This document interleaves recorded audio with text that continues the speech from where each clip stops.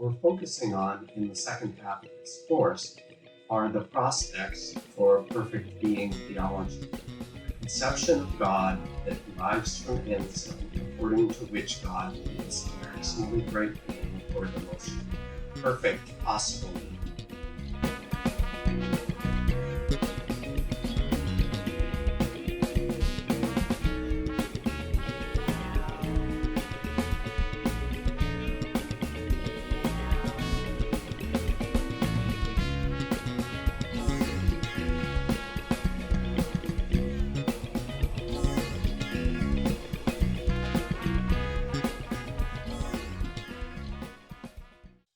What are the threats to this conception of God?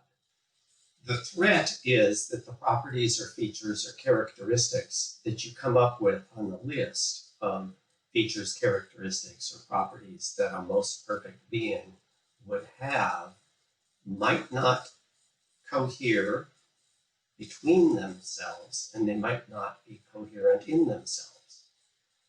So, for example, think of omni-properties. Suppose you think the most perfect possible being has to know everything, has to be all-powerful, has to be perfectly good, has to be omnipresent, all of these things. So you got a whole list of omni-properties. There's nothing about these omni-properties that guarantees that you get coherence once you generalize to this level. Just as a simple object lesson, think about sets. There are such things as sets. Suppose you think that. Well, some sets are members of themselves and some aren't. Suppose you agree with that. Well, now you start thinking, well, let's collect all of these sets into whatever category they fall into. Put the ones that are members of themselves in one group and the ones that are not members of themselves in another group. Very quickly, you get Russell's paradox. You get the set of all non-self-membered sets. And it turns out there can't be any such set. So once you start generalizing on very simple intuitive ideas, maybe you end up in incoherence. So some people know some things. Maybe that's perfectly sensible.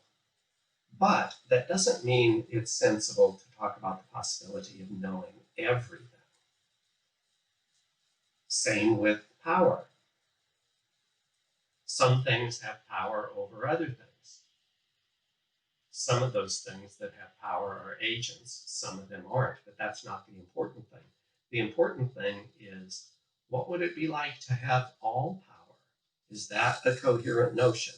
So we look at each of these things and ask whether the notion itself is coherent or not. Various problems arise. We're going to look at some of them. The paradox of the stone threatens the idea that there could be a being that's all-powerful.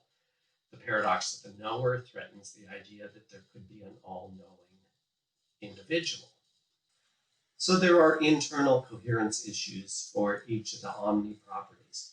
There's also relational coherence issues to look at. We've already looked at the problem of evil, which is a problem that arises concerning the relationship between omnipotence and omnibenevolence.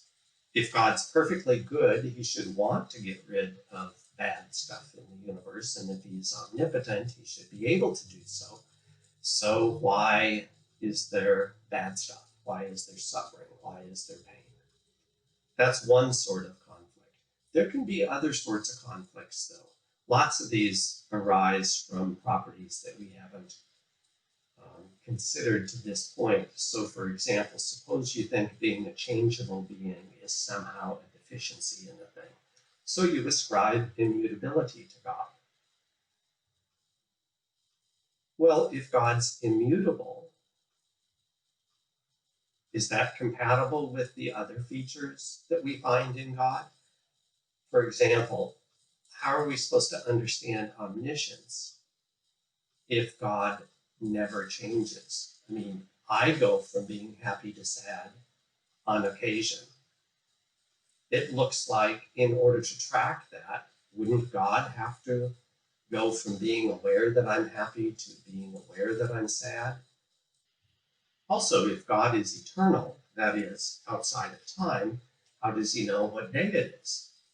Don't you have to be in time, located in the temporal flow of things, to be able to pick out what time is the current time, what day of the week it is, that sort of thing? This problem leads to the general problem of perspectival propositions, propositions that you have to be at a particular location, you have to be situated properly in order to grasp that proposition.